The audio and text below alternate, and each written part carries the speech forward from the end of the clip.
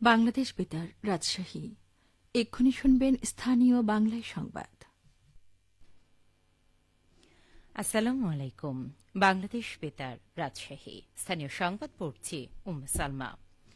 রাজশাহীর ঐতিহ্যবাহী হজরত শাহ মখদুম রহমতুল্লাহ আলাহি কেন্দ্র ঈদগাহ মাঠে আগামীকাল ঈদের প্রধান জামাত সকাল ৮টায় অনুষ্ঠিত হবে। মুসল্লিদের নামাজ আদায়ের জন্য ঈদগাহ পরিষ্কার পরিচ্ছন্ন কাজ চলছে পুরোদমে। মুসল্লিদের সুবিধার্থে অজুখানা, বিশুদ্ধ পানির ব্যবস্থা এবং অস্থায়ী টয়লেট স্থাপন করা হয়েছে। পাশাপাশি টাঙানো হচ্ছে সামিয়ানা। রাজশাহী কেন্দ্র ঈদগাহ মাঠে এবারের ঈদের প্রধান জামায়াতে ইমামতি করবেন হজরত শাহ মখদুম রহমতুল্লাহ আলাহি দরগা মসজিদের পেশ ইমাম মুফতি মুস্তাফিজুর রহমান কাশিমি। এদিকে ঈদের দিন আবহাওয়ার বিষয়টি বিবেচনায় রেখে বিকল্প স্থান হিসেবে হজরত শাহ মখদুম রহমতুল্লাহ আলাহি মাজার প্রাঙ্গণে অবস্থিত মসজিদ প্রস্তুতি রাখা হয়েছে। বাজার প্রাঙ্গণে দুটি জামায়াতের সময় নির্ধারণ করা হয়েছে, প্রথমটি সকাল ৮টায় এবং দ্বিতীয়টি সকাল ৮:৩০টায়। এছাড়া রাজশাহী প্রকৌশল ও প্রযুক্তি বিশ্ববিদ্যালয়ে ঈদের জামাত অনুষ্ঠিত হবে সকাল ৭:৩০টায় এবং রাজশাহী বিশ্ববিদ্যালয়ে সকাল ৮টায়। এদিকে আরএমপির মুখপাত্র গাজীউর রহমান জানান, ঈদ উপলক্ষে নগরীতে বিশেষ নিরাপত্তা ব্যবস্থা গ্রহণ করা হয়েছে। নিয়মিত টহরের পাশাপাশি সাদা পোশাকধারী পুলিশও মাঠে কাজ করছে। এদিকে নাটোরে ঈদ উল ফিতরের প্রধান জামাত সকাল ৭টায় কেন্দ্র ঈদগাহ ময়দানে অনুষ্ঠিত হবে। একই স্থানে সকাল ৮টায় দ্বিতীয় জামাত অনুষ্ঠিত হবে। তবে প্রতিকূল আবহাওয়া দেখা দিলে বিকল্প ব্যবস্থা হিসেবে সকাল ৭:৩০টায় কেন্দ্রীয় মসজিদে প্রধান জামাত অনুষ্ঠিত হবে। এই মসজিদে আধা ঘণ্টার ব্যবধানে পর্যায়ক্রমে আরও দুইটি জামাত অনুষ্ঠিত হবে।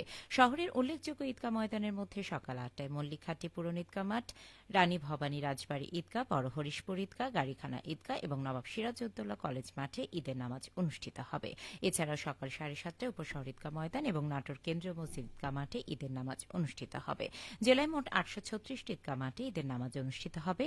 জেলার প্রায় ৩৫০০ মসজিদেও ঈদ নামাজ আয়োজনের প্রস্তুতি নেওয়া হয়েছে। জেলা তথ্য অফিস ঈদ নামাজের সময়সূচি জানিয়ে শহরে মাইকিং করছে। মহিলা ও শিশু বিষয়ক মন্ত্রণালয় এবং সমাজ কল্যাণ মন্ত্রণালয়ের মন্ত্রী ডাক্তার এজেড.এম. জাহিদ হোসেন বলেছেন, ভবিষ্যতে দেশের সবাই ফ্যামিলি কার্ডের আওতায় আসবে। এই কার্ড পেয়ে হতদরিদ্র দরিদ্র মানুষ সরাসরি সহায়তা পাবে এবং এজন্য কোনো ধরনের আর্থিক লেনদেন বা তদবিরের প্রয়োজন হবে না। গতকাল সিরাজগঞ্জের বেলকুচি উপজেলার তামাই মাদ্রাসা প্রাঙ্গণে অসহায় ও দুস্থ পরিবারের মধ্যে ঈদ সামগ্রী বিতরণ অনুষ্ঠানে প্রধান অতিথির বক্তব্যে তিনি এসব কথা বলেন। মন্ত্রী আরও বলেন, মসজিদের ইমাম মুয়াজ্জিনদের মতো যারা ধর্ম নিয়ে কাজ করে এবং নৈতিক শিক্ষা দেয় তাদের প্রতিও এই সুবিধা ধীরে ধীরে পৌঁছানো হবে। অনুষ্ঠানে সিরাজগঞ্জ ৫ আসনের সংসদ সদস্য আমিরুল ইসলাম খান, জেলা প্রশাসক মোহাম্মদ আমিনুল ইসলাম, বেলকুচি উপজেলা নির্বাহী কর্মকর্তা আফরিন জাহান উপস্থিত ছিলেন। এই সময় প্রধানমন্ত্রী তহবিল থেকে ঈদ উপলক্ষে প্রায় ১০,০০০ অসহায় পরিবারের মধ্যে শাড়ি, লুঙ্গি, পাঞ্জাবি ও নগদ অর্থ বিতরণ করা হয়েছে। বগুড়া ৬ আসনের উপনির্বাচনে পরিবেশ বান্ধব বীজ যুক্ত লিফলেট নিয়ে নির্বাচনী প্রচারণা করেছেন বিএনপি প্রার্থী রেজাউল করিম বাদশা। রেজাউল করিম বাদশা বলেন, নির্বাচনকে ঘিরে প্রধানমন্ত্রীর নির্দেশনা অনুযায়ী পরিবেশের সুরক্ষাকে অধিক গুরুত্ব দিয়ে সিডলেস পেপারের লিফলেটের ভেতরে ৫ প্রকার সবজির বীজ দেওয়া আছে। মানুষকে পরিবেশ রক্ষায় সচেতন করাই মূল উদ্দেশ্য। আগামী ৯ এপ্রিল বগুড়া সদর ৬ আসনের উপনির্বাচনে ৩ জন প্রার্থী প্রতিদ্বন্দ্বিতা করছেন। আসনটিতে মোট ভোটার প্রায় ৪,৫৫,০০০ এবং ভোট কেন্দ্র রয়েছে ১৫০টি।